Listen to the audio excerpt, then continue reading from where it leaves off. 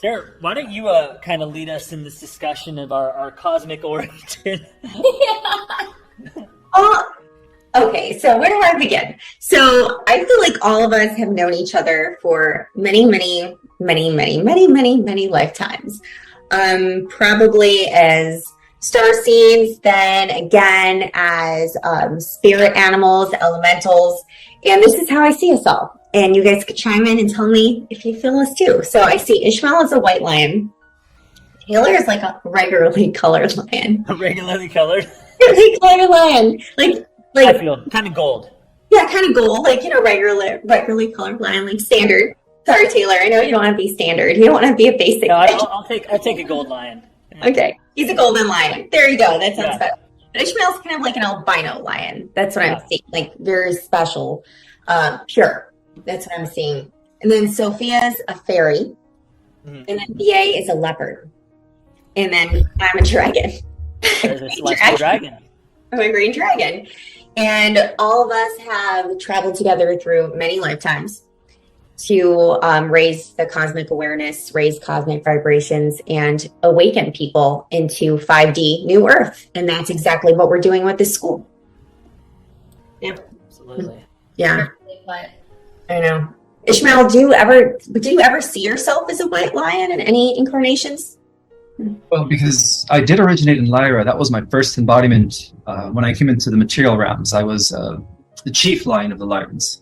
And then I became the original, I guess, human, the first human, incarnated version of Michael. In other words, like Michael's firstborn, as Amelius, king of Lyra. So yeah, I've always resonated with that lineage of the lion, Yeah, it's strong in my blood. Yeah, and when we do the Starseed astrology class, we'll have to show your chart, how you're a Lyran. Oh, I'm really excited to do that for you. No way. I already figured out Sophia's. That's how Taylor and I cracked the code of Starseed astrology yesterday. We did. We were like really studying her chart for like proof that she's a Palladian because like she looks so Palladian. She's a purebred. Yeah, she's pure. Like she's pure Palladian. So that was like how we cracked the code, and it took a while actually. Wait, you see that in the chart? Oh, well, we'll tell you. We'll tell you after, but we'll tell the public in the class because it's interesting. But we did essentially we were trying to crack it through past life charts, tropical and sidereal astrology, and we're almost like two journalists, and we're like so focused because the Pleiades are 29 degrees Taurus, and we're trying to connect your star chart to 29 degrees Taurus. And going through all the combinations and permutations possible through all the different types of astrology to connect it. And then finally, like, we took a day off, and Sarah just kept going and cracked the code for how it was. Because I knew you were Pleiadian, like I said, purebred.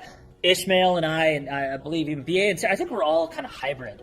But yeah, Sarah and I were fixed. We're like, no, Sophia's pure. So if we use this chart as the template, we'll be able to crack the code with everyone else's charts. Yeah, and that's exactly what happened. Because I had to give it up for a little bit. Things should be easy. Download should be easy. And when it gets too complicated, just to like switch it up. Just go do something else. Go meditate. Go eat some food. Whatever you need to do, and then come back to it later. And it's when your mind's in that relaxed state, not in that hypervigilant state, is when we receive downloads. Yeah, relate to that. That is so true, Sarah. Yeah. And even as a writer, if I'm not in that state of mind, there's no transmissions coming in. I can't write anything. It's like I'll sit there in front of the computer. I'm like, okay, what am I going to say next? Yeah. When I'm in that state of mind, it just kind of flows effortlessly, and I'm just like, and I'll be doing that for like an hour or two, and then time goes by so fast, and it's been 2 hours, and I got to remind myself to eat. Yeah, exactly. Yeah, exactly. It's like when you're in it, you're in it. It just flows. And that's how we know to keep going. It's with the flow. But it's like if we have to push into that, and I think that's why a lot of us don't work with those 9-to-5 jobs, even though I feel like all of us have those 9-to-5 jobs and we're very successful in those. But once you start that ascension process, you can't work in that forced schedule anymore. You can't be a creative, dynamic being in a forced schedule. Taylor's like, no. I'm just looking at Taylor's face. Taylor, what are you shaking your head for? I was not getting a 9-to-5 job. I'm a terrible employee and a fantastic entrepreneur. Okay, I don't know how else to put it. I can't work for other people. I can only work for myself. I will put in 14 hours a day for myself, and I will go hide in a closet for someone else. I think he literally. I used to work at a hotel. I had the master key to every single room there, and I had a radio, so I would just peace out and go work on my laptop my entire shifts, and they'd have to send a search party for me. It's hilarious. I relate. I can't Yeah. do. I've done the 9 to 5. I've tried every single job. I'm like, I can't just.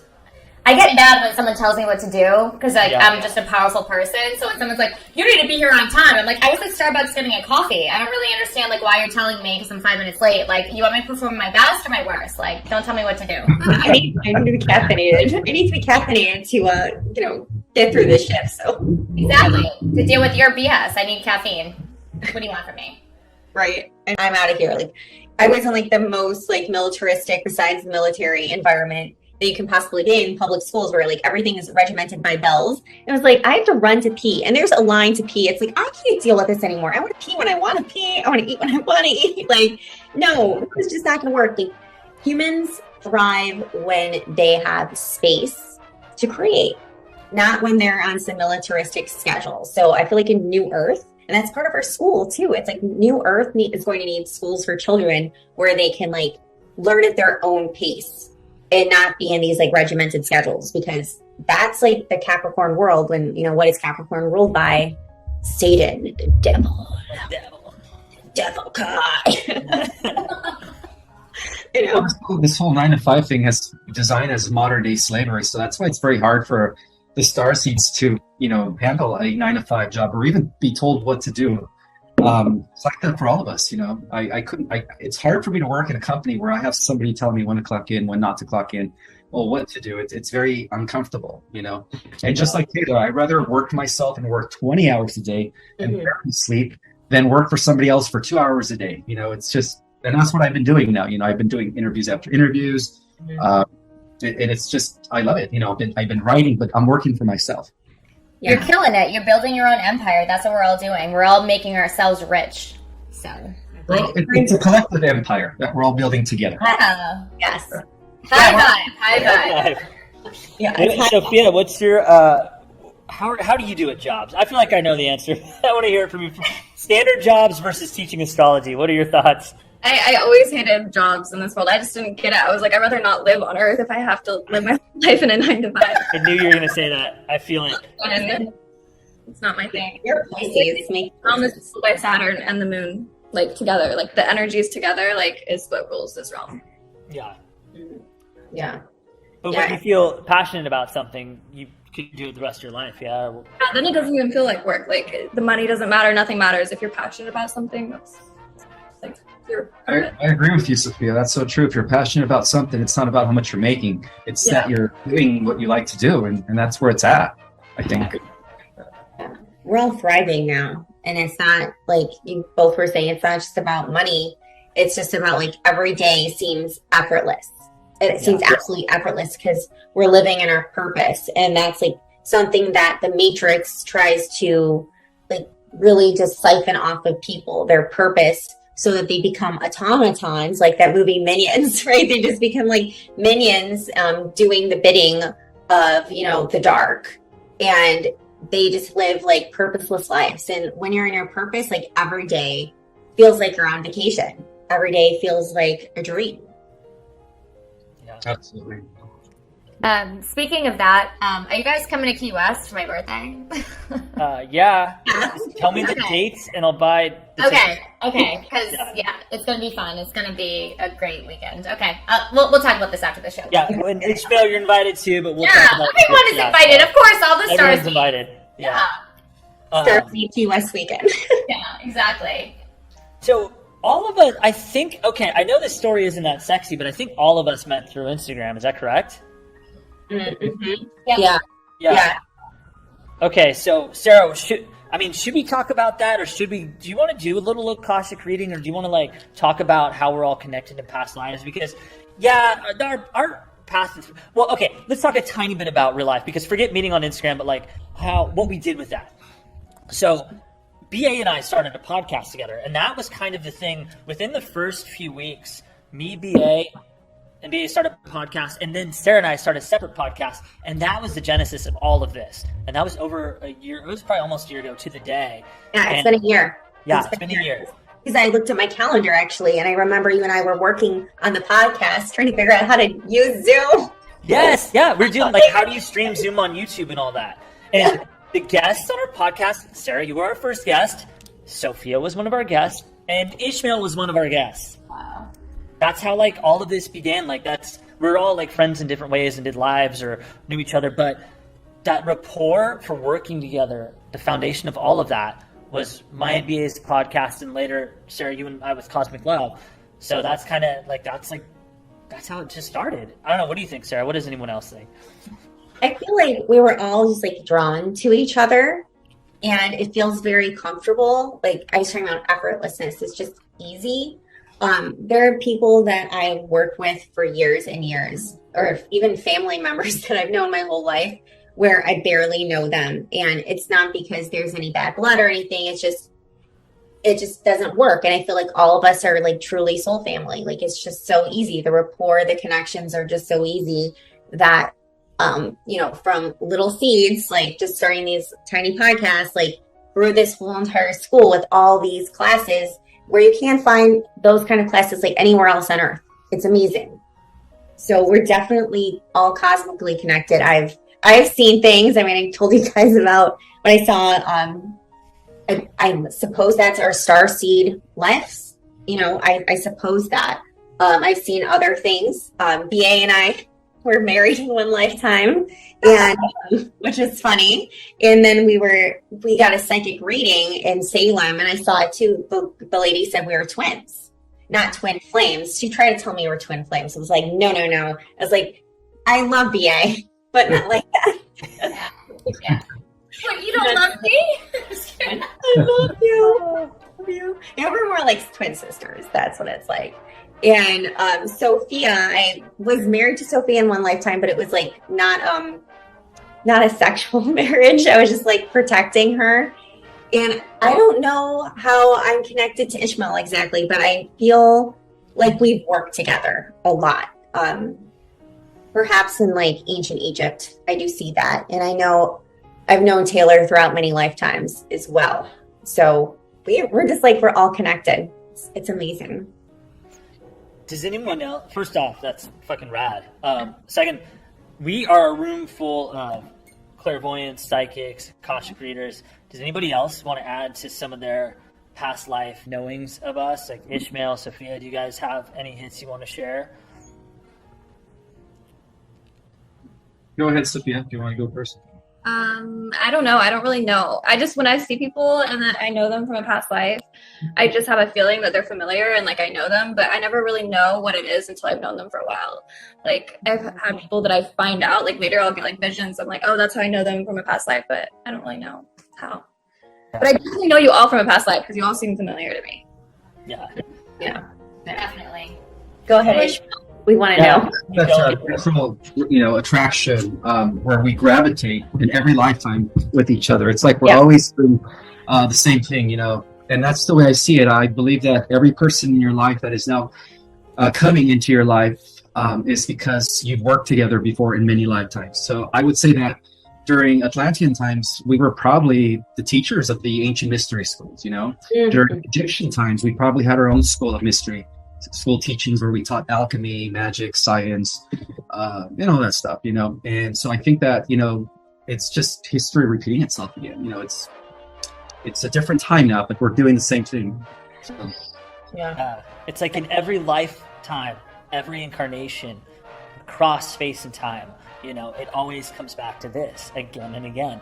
And the path to this, it matches the era that we're in, but it's also us breaking the threshold or pushing the boundaries of whatever time that we're in.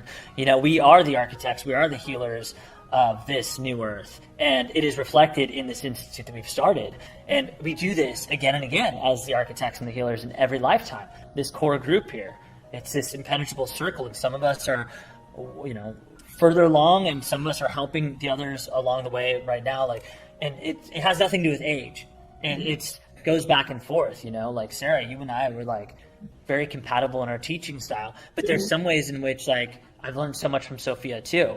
And then Gabe's just like my fucking ride or die, just like started all this in the trenches with me. And then Ishmael, we have this like, we both came into each other's lives in a very mutually beneficial time. Like just alchemically, like I needed you, you needed me. Like let's start this right now. And Ishmael's kind of the fuel that really launched. It was like my idea, but his fuel that launched it. You know, I don't know. Ishmael, you got any thoughts on that? I agree, brother. I think that it was all divinely orchestrated, you know, by each and every single one of our higher selves that is guiding us to do what we're doing here. And so, yeah, I felt the same way when I met you. I felt like there was something deeper than just a friendship. Like, wait a minute, we have something that we need to do here together. We have a project that we need to finalize, something that we failed to do in Egyptian times and Atlantean times. But this time we're going to be successful. Let's do, you know what I mean? Yeah. And it's so wild because you're talking about Egyptian times and Atlantean times, but you and I met at a Starbucks to talk about this. So, like, the setting doesn't matter. Like, you know what I mean? It's like, dude, it's what you do with it. Focus, will, and intention. Sarah and I just got out of the magic classes. I teach all the time. Focus, will, and intention. Who gives a shit, like, you know, if you live in a studio or a mansion? It's like, this is our time. And as the architects, as the healers, as the magicians, as the alchemists, like, we are the creators of this life, you know? And the lattes and the, you know, the energy drinks don't matter. It's the imagination that we put into this stuff, you know?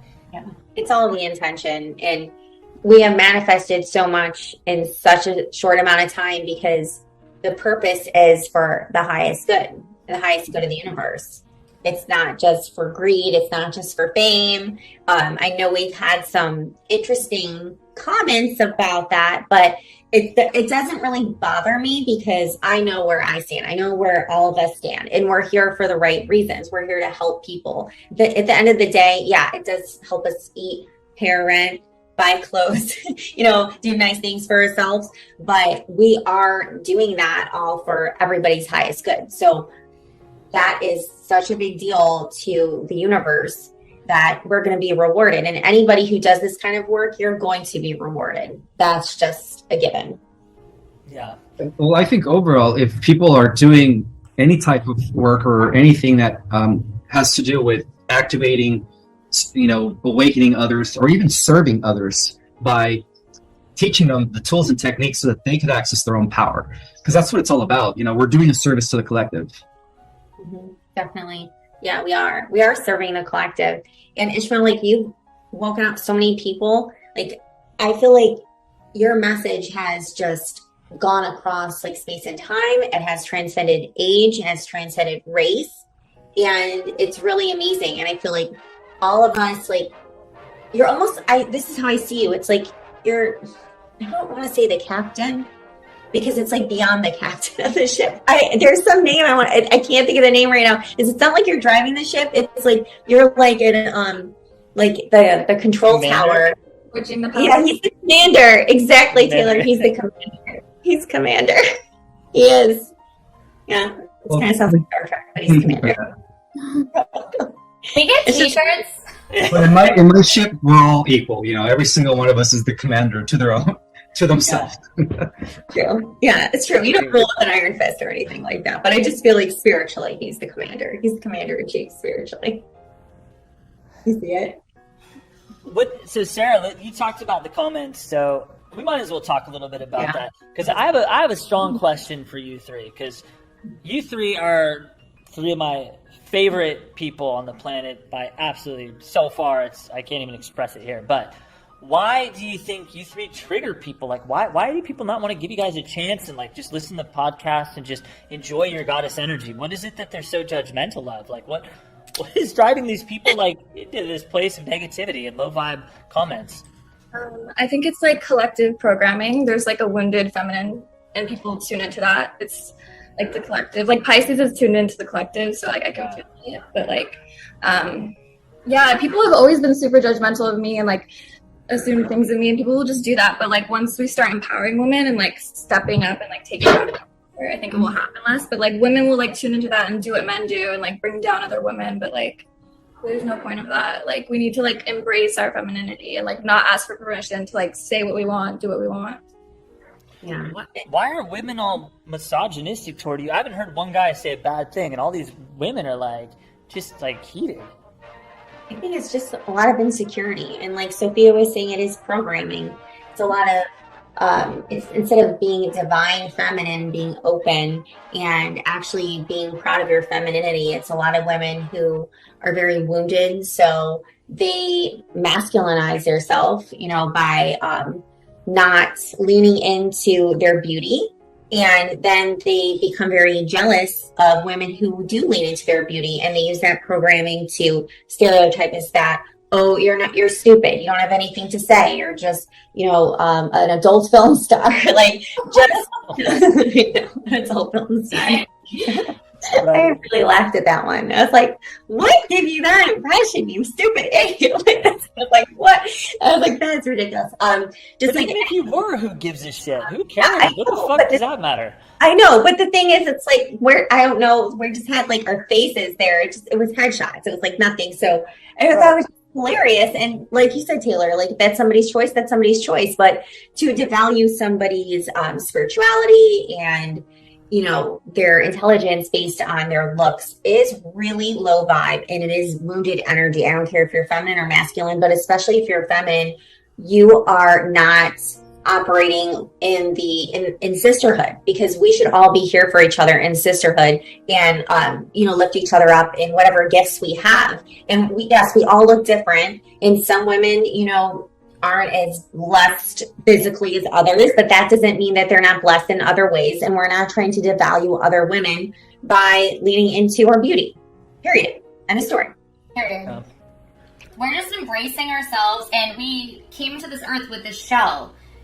We are more than just our shell, and that's what, for me at least, I've been trying to prove that to people in general my entire life. I'm like, I am so smart. I have a great personality. Like, I'm more than just my shell. Like, I'm here to uplift the collective, and it's just like, I'm constantly beaten down by these women that, I don't know, it's just like they've been hurt, and they need to just work on themselves. They need to work on their shadow self. They need to just not hate. And I feel like it's a lot to ask for right now, because they're just coming out of the woodworks. But it's like, at this point, it's like the other day, like we were just like laughing at it. Like, the comments are just so funny. Like, I was laughing at it. It's like, I don't lose sleep over this stuff, it's it was so funny. It was so funny. Like, BA and I were thinking about making a reel. We might still make it, where we're gonna wear like jumpers with turtlenecks and act like we were just like servants, like Handmaid's Tale, and then we're gonna like split it with like lingerie, just dancing wild. Because the thing is, it's like, we should be in our creative sacral chakra expression of who we are, and that's really going to light us up. Now, if other people don't want to do that, that's fine, and they don't want to watch it, then that's fine. But like, don't knock it. Like, maybe they need to actually lean in more to that side of themselves too. That's probably what it is. They're afraid of their own sexuality. Yeah. Think of that. So weird that like being feminine means that you're stupider. Like, if you're more feminine, people will think you're dumber, or you don't know what's going on. It's like, why can't that be like a different type of intelligence, like wisdom or like whatever? Yeah. Right. Absolutely, Sophia. Mm-hmm. And it's weird too, because like sacred sexuality and divinity just seems so intertwined with me. I mean, anybody ever been to the Sistine Chapel? Ever seen Greco-Roman artwork? It is extremely nude and provocative, and it's supposed to be in the image of the gods, which we're modeled after. And Celtic, the pantheon of Celtic gods and goddesses is extremely sexual. Norse, Egyptian, that sacred sexuality is part of it, the womb of life. This is Isis, this is Diana, this is like all of creation, the divine womb. And like, to live in this like puritanical world where people are telling women to cover up, it's not spiritual, is like, they have it so wrong. It's unbelievable. It's incredible that they think they're entitled to tell someone else to do that. That's against, a free society, for starters. That's against, religious and spiritual freedom. And that's against the spirituality that I practice anyway, which embraces sacred sexuality. Our bodies are nothing to be ashamed of. They're nothing to be ashamed of. And that shame does stem from program. And, religious programming. Yeah.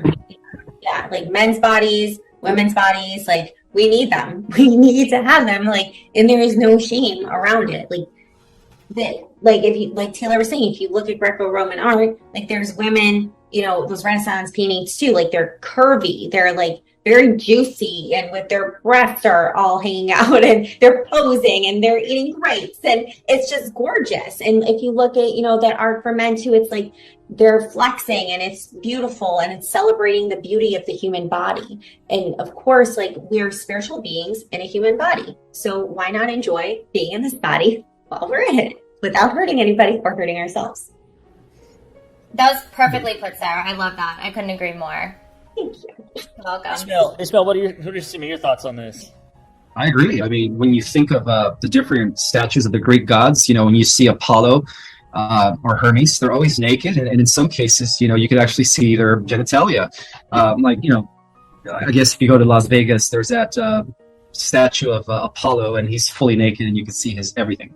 It's all part of the ancient, you know, mythological characters. They were very sexual. You know, when we see these pictures of these gods, they're hardly wearing anything. You know, they're like half naked. Yeah. All they do is they just cover their private parts, or they wear like a toga, and then you can see everything. Yeah, like Hercules. You know, Zeus. They wear hardly anything. They're always showing their physiques. In other words, and the goddesses are the same way. You know. Yeah. You know, I've done this my whole life, and I'll you know, turn it to Sophie on BA in a minute. But like I was telling Taylor earlier today, and I've said this story in my lives many times, but I'll make it quick.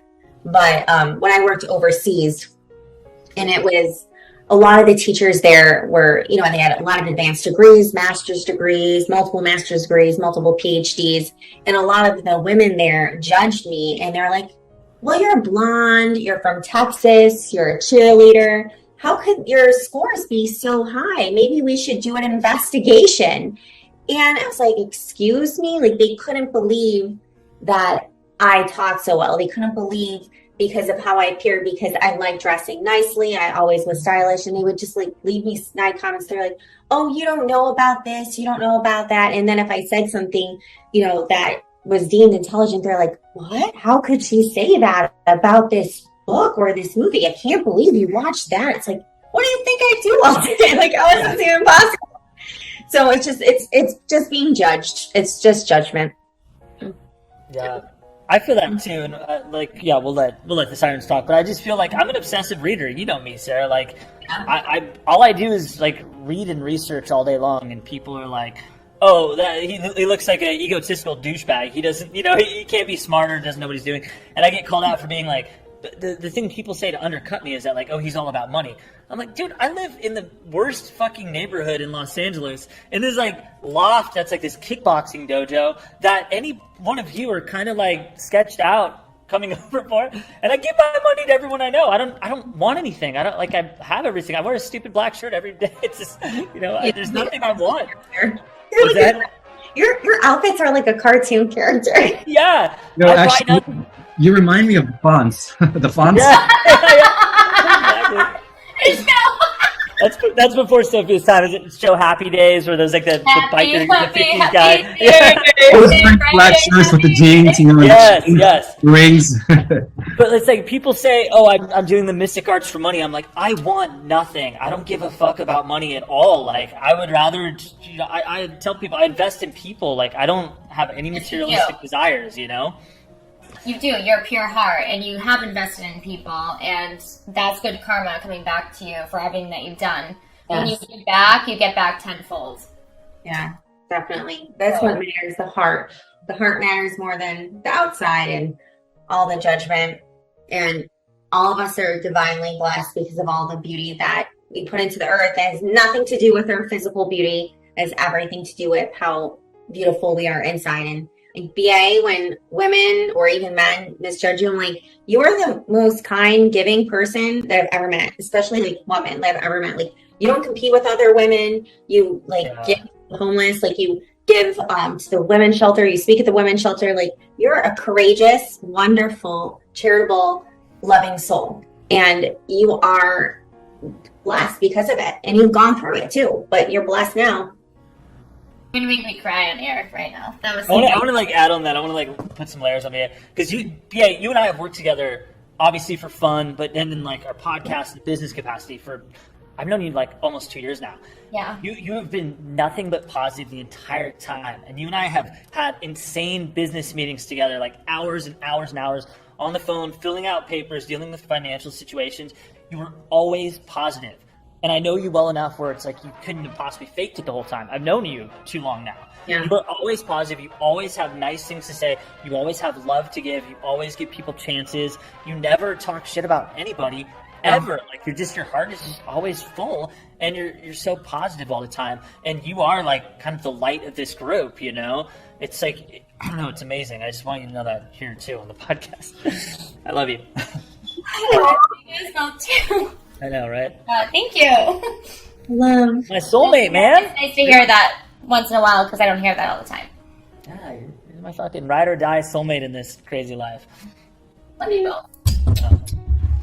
All right. Sarah, do we go around the room? We just give everybody hugs. We're all here together. We just all hug. Oh. Anyways. I know, right? Yeah. So, you know what? Let's talk about this now. So, as this crazy world is getting crazier, as the solar flash is approaching, like my space weather app is going off many times a day. I don't know if you guys have it. I'm sure Ishmael has the space weather live app. It's going solar flare, solar flare, solar flare. You know, what can we do? What can we all do to contribute to keeping things light, keeping things fun, keeping things humorous during this very bizarre time and transitional chapter on Earth? So whoever wants to go first. I say just stay in control of your own thoughts and your own emotions and don't react to the circumstances, you know, because our thoughts or emotions are what's constantly co-creating our own reality every second of the day. So, you know, don't let other people affect you guys, you know, just stay in your power. Because when you react, you actually begin to give your power away. And that's why I don't react to some of the haters out there that are trying to destroy my character. You know, people are spawn. Oh This no. guy, The energy is too strong. all over social. He's not worth my time. Exactly. Yeah, it's like he's only portraying a reflection of his own unwanted masculinity, and that's what haters do. Haters reflect their own internal imbalance on others, and so that's why I don't respond to people, because it's not worth giving my energy. You know, I stay my power by doing so. I do pray for them, though, of course. You know, because they're still children of the one. They're just, you know, very unhealed. Yeah. Well, I think a lot of us are going through this with family members as well. And for the people who are watching on YouTube, when I say us, I'm not just talking about the people on this video. I'm talking about us as in Starseed. So that's what I mean by the pronoun us. I needed to clarify that for a few people out there. Yeah. Yes, because the comments I'm reading right now, like we need to clarify that. Like we're Yeah, talking about all of you. Yes. Not just us. Yes, exactly. Well, I just want to add to Ishmael's point, because I'm not as evolved when it comes to that. I'm extremely protective, and one of the reasons why I'm very protective, it's more so I think it's about BA and Sophia, because we're all bringing you into this. I've seen potential in you two for a long time. And I knew when we started the Mystic Arts eventually that you two would be coming in as teachers. And I want that because it's kind of under my, guidance a little bit. I want it to be a safe space for you two, because I know that in time, you guys are going to be the best of the best. And I don't want to see people interfere with that too early. Ismael, you've been teaching and talking about starseed cosmology and researching it 20 years. Sarah, you've been doing astrology for forever. And I want to bring in Sophia and BA into a safe space here at the Mystic Arts that, I know that people are giving you guys chances and that you are defended, that people have your back, and they need to just give you a chance and take your classes. And so when I see people putting, saying judgmental things to you two, it makes me think I don't want, I know you won't because you're way too strong for this, but I don't want either of you two to walk out because it hurt you and you're like, why should I do this? Everybody's just going to hate me anyway. Fuck all this. I'm quitting the Mystic Arts. So He is going to hate. No, I don't care about that. No, I know you don't. I know. To respond. I don't think you need to even react or respond. It doesn't matter. It doesn't get to me. I think it's just stupid. It's coming from a lower place, a lower vibration. So it doesn't matter. We agree. I'm really happy to hear that. But can you see how like it actually hurts me more when somebody was like after you than if somebody was after me? Oh yeah, I see it. But I love it. I love your responses. It was like daddy style. Daddy Leo.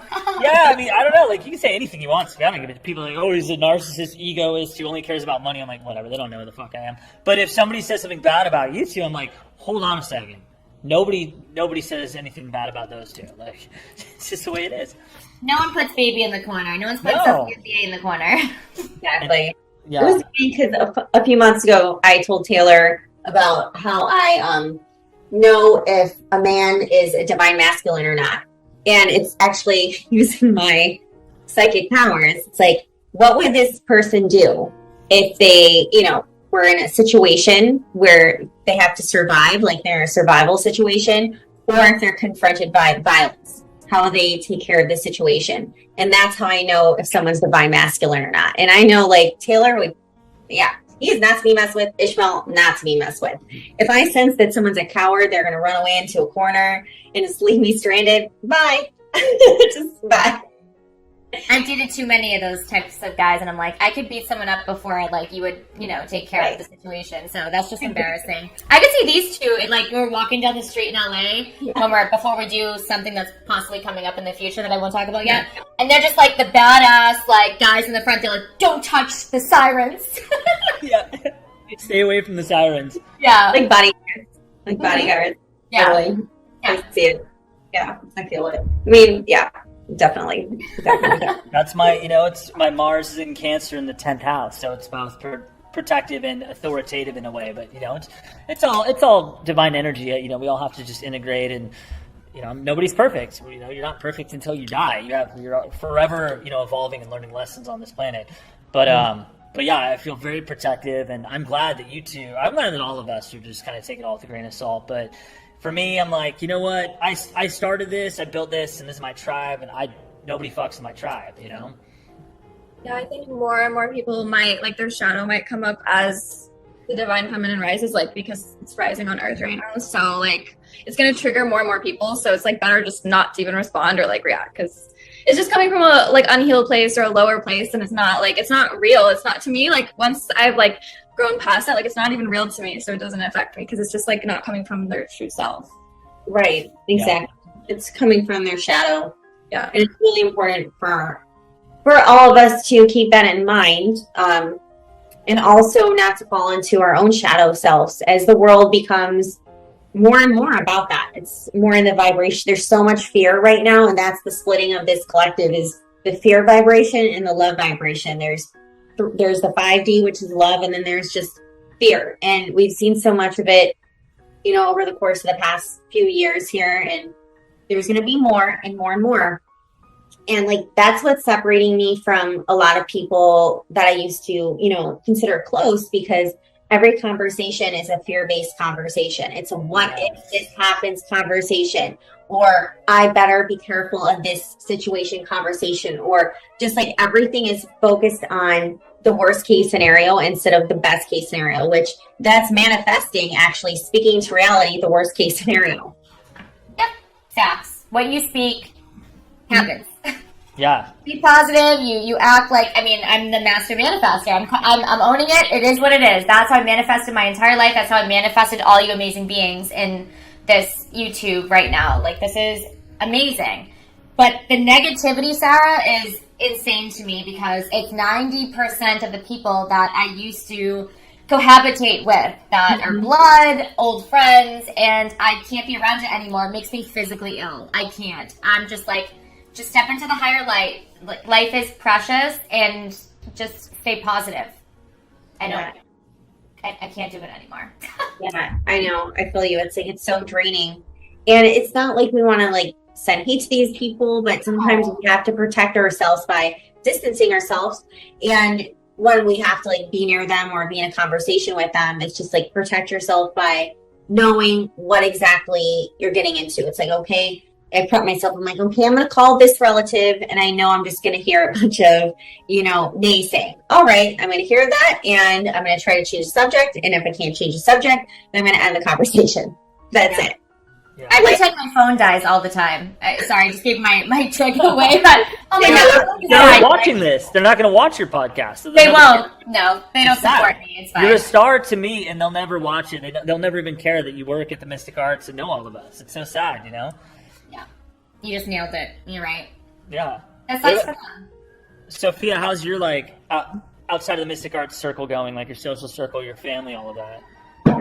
Really? Well, I've always been the black sheep of my family, and been I remember like so many times like when growing up, like just seeing my family all getting along, and they never like got along with me. They thought I was too sensitive, all this stuff. So like they're all like air and fire signs. So, but like now they're like super on the other side, like more into like fear and stuff.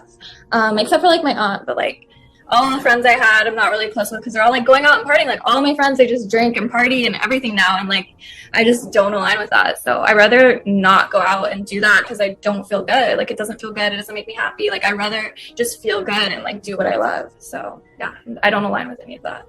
So even here in LA, you're starting to feel that rift between you and the people around you?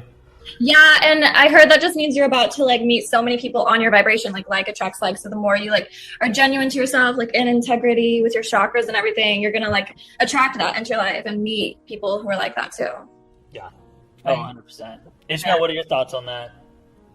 I agree. You know, there's a lot of people out there that don't resonate with us because we're vibrating at a higher frequency than most humans. So it's best to just like, you know, be selective as to who you allow in your inner circle of being or who you even decide to communicate with. Because there's always that exchange of energy taking place. You know, everybody you interact with, there is an exchange of energy, whether it's on the phone or in person. Yeah. So, you know, be protective of your own energy. But, you know, just to rewind a little bit, when people see me, when I'm at Starbucks getting a drink or, you know, a green tea, that is, I don't drink coffee or anything, they always wonder what I do for a living. Sometimes I'm there just typing, and when I say I'm a writer, they look at me and they're like, "You are a writer? What do you mean you're a writer?" You're a writer. I am just gonna do that. I know. You're a writer. Writer. And throughout my entire, you know, career, I mean, even when I had my 9-to-5 job, most people would assume just because of the way I look that I was either a fitness trainer or a Chippendale dancer. And I'm like, I could see that. I could see that. It's not life. Listen, you have plenty of time if you still want to do that. Yeah. No. I'm kidding. So, you know, I get it. I get the stereotype, just like you girls do. You know, people laugh at me when I tell them that I'm a, you know, writer, that I'm on my second book, writing my third book. They look at me like, well, you don't look like you're intelligent. And I'm like, okay, what is that supposed to mean? Just because I look like this doesn't mean I'm intelligent? So we all get it. Even I got it, you know, throughout the years. Ishmael, I just got to put on some glasses. Got to do like the Clark Kent Superman thing, and then people buy into it. Totally. I have to start wearing my glasses. I normally just wear them when I do my classes just so that I could read better. But, you know, I don't like wearing things on my head, on my face. The only thing I would wear is sunglasses, of course, just to protect my eyes. But other than that, you know, glasses are not my thing. Yeah, you can look on. It's fine. I'm just being silly. I know. But like, I have a question for Ishmael actually, and I think it would be great for everyone listening to hear it. So many people want to get to know you, you know, because you have a certain amount of celebrity right now, which is amazing. And how do you use your discernment to know who you should, you know, follow up with and who you should just stay away from? What kind of signals do you get in your body? What kind of thoughts do you get? Share it with us. I read energy. So I get like hundreds and hundreds of DMs on not only Instagram, on Facebook. Yeah. And I'm so glad that they can't reach me at the Mystic Arts, and you guys are obviously getting all my fan mail. But even within my own private email, sometimes people manage to get a hold of it, and they'll just email me and stuff. But what I do is when I go through my DMs, is I go with energy. I read the energy, and because you know I don't really have time to go through all those hundreds of DMs per day, so it's kind of hard for me to just reply to everybody. So I don't. I just go with the people that I need to connect with, and that's how I do things. You know, I go with the feeling. Yeah, same here. I know when someone's up to no good. I just know. And sometimes it's not even what they're saying. What they're saying could be 100%, you know, kosher, but I just have this feeling, not this person. And I learned it pretty quickly because I did a live with one woman, And this was pretty early on when I started Instagram, and I could feel she was just trying to like create a cord between us. I'm like, no, I'm going to be really just discerning and learn how to stay in my no, and no is okay. Or just not even responding to somebody is okay. It doesn't mean that we're not sending love to them or sending healing, but we have to protect ourselves, especially in the line of work that we do. Absolutely. And even when I do open up some DMs, I get people that are telling me, I know you from somewhere, you know, I resonate with you. You're this, you're that, and I'm this person. I'm like, what? So I just, you know, for the most part, I just go with the energy because, I'm not like, I don't have time to entertain all the messages. However, to the people that I know on Instagram that I've kind of, you know, built a relationship with as far as like giving them advice or if they have asked me questions about anything, I do reply to them because, you know, they've been supporting me since day one. So Yeah. I think the kind of guiding principle for that is everyone is allowed to take a shot. Go for it. You know, send a message, send a cold message. It's how someone responds that dictates how you should proceed. You know, like BA, you and I met cold on Instagram. I saw you. We started following each other. Sent you a message.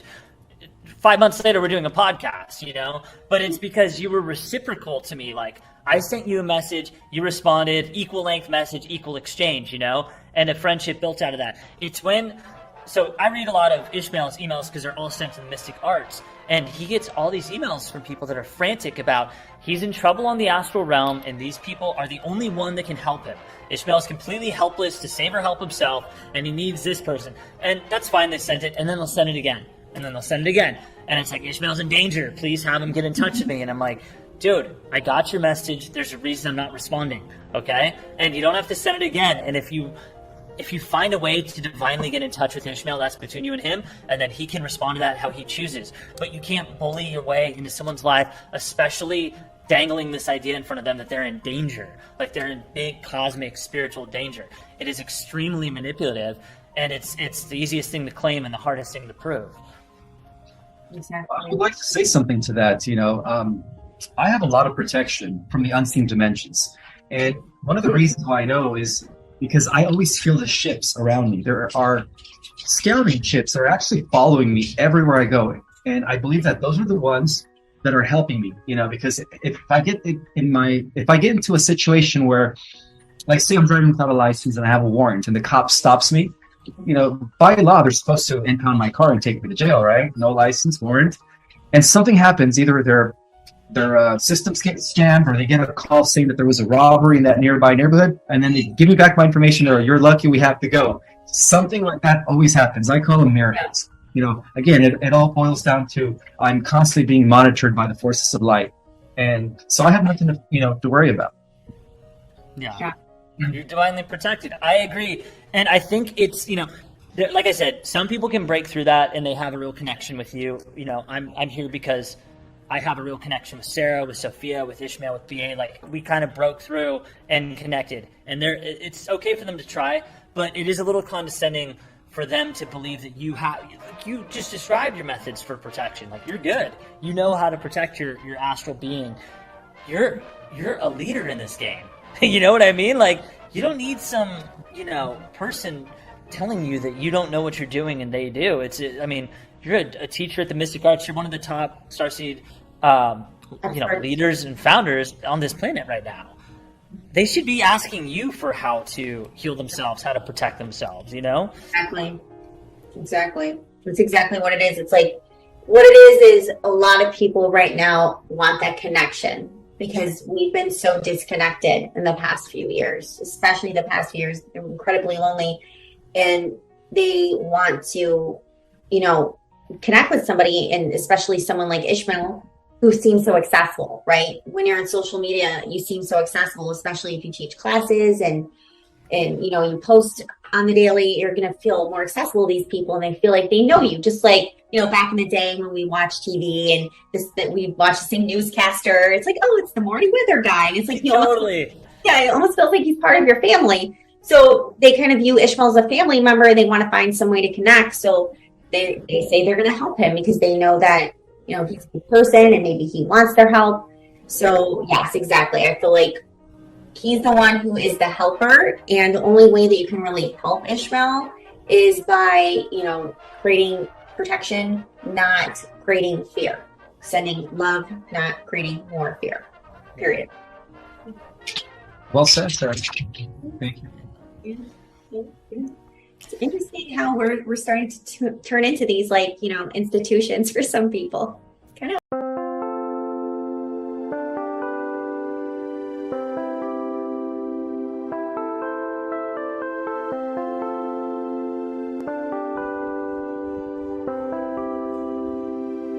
Chẳng thể quên khi cơn mưa đêm lại về. Em đã quên lời thề và ta như đông chìm sâu. Không còn mới em anh nhận màu. Em chỉ cần mơ đâu em bay. Chỉ còn là những cơn mưa vô giá. Cho bên mơ em không mơ ai. Anh một đêm mơ. Chỉ cần bên em không được cần nhớ. Và chỉ có em không còn nhớ. Và người ta bên nhau như ngã tớ. Muốn nhớ về say em chỉ có mấy em ở đây. Và anh như muốn chết đi nhưng không muốn em mơ mày. Tình yêu làm cho ta đau đầu. Không em như nằm hâm mộ. Anh như đứa mong cầu. Và mưa bên em ngủ sầu. Chắc có mai mai em mơ. Chỉ có bên em nhưng là khó mơ. Mà đã dài em muốn bên ai. Anh không mong gì hơn. Chỉ mong em sẽ ở đây ôm anh thật gần. Anh chỉ mong đôi ta được có nhau. Mà đừng em đâu anh có em. Một đêm bên anh có em. Ta sẽ trao nhau môi hôn thật sâu. Ôm anh cứ mưa bằng ngâu. Và em chỉ nằm đâu. Anh không muốn em ở đâu đâu. Một cơn giận dữ anh không mơ cầu. Mà không đôi anh mà bên giờ. Anh chỉ là my friend. Em quên đi bao lời hứa. Quên đi cả những ngày xưa. Anh như là một đứa. Em cứ một chưa. Mà đừng ở đêm ở đêm. Anh như một đôi đi bằng kem. Không như là ba trên đêm. Cho em nhiều hơn như là kem. Chỉ cần là mưa thôi. Em chỉ cần là mưa thôi. Còn ai sẽ là nắng rồi. Em chỉ cần là mưa thôi. Cho anh được êm trôi. Cho anh được ôm em khi trời nắng. Và ôm em khi trời mưa. Và có anh có mặt trời. Em như là cuộc đời. Có được nhau là gặp thời. Không cần mưa để mần lời. Anh muốn em mau về đây để cơn mưa ngừng trôi. Anh muốn em là cuộc đời trong mơ mời. Bao còn bao nhiêu sự trên đời. Anh chỉ mong muốn có em bên người. Không muốn được mơ mơ. Chỉ cần mơ say. Em nên làm con tim một sầu. Đừng làm con tim để âu đầu. Yêu em chẳng em mà mong cầu. Chỉ muốn có em ở trong đầu. Anh không.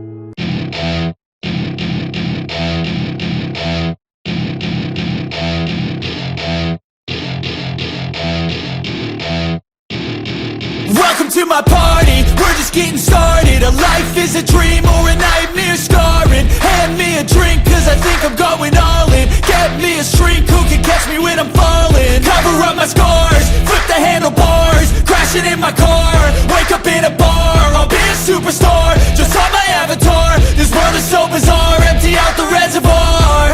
Yeah, I'm taking 6 shots, yeah, straight to the face. And I wanna get lost, I'm sick of this place. Don't know how to stop when I'm feeling this way. So I'm taking 6 shots till I'm feeling okay. I think I'm going crazy, don't think I'll get home safe. So I'm taking 6 shots, all straight to the face. I'm taking 6 shots, are you coming with me? I'm taking 6 shots, yeah, straight to the face. And I wanna get lost, I'm sick of this place. Don't know how to stop when I'm feeling this way. So I'm taking 6 shots till I'm feeling okay. I think I'm going crazy, don't think I'll get home safe. So I'm taking 6 shots, all straight to the face. I'm taking 6 shots, are you coming with me? Sometimes you need to let loose, grab juice, get goose, tattoos, taboos, get screwed. Loosen up, buttercup, all those hate comments will never make you feel enough. We're all adequate graduates, heart full of calluses, but we know calculus. Damn, ain't that fabulous? Can't wait to apply all those mathematicus. But we can't get a job that pays us enough. I'm about to pop off. Fuck you, you're lost. We all know that we never really want a boss. So I'ma do what I want to, something I can't undo.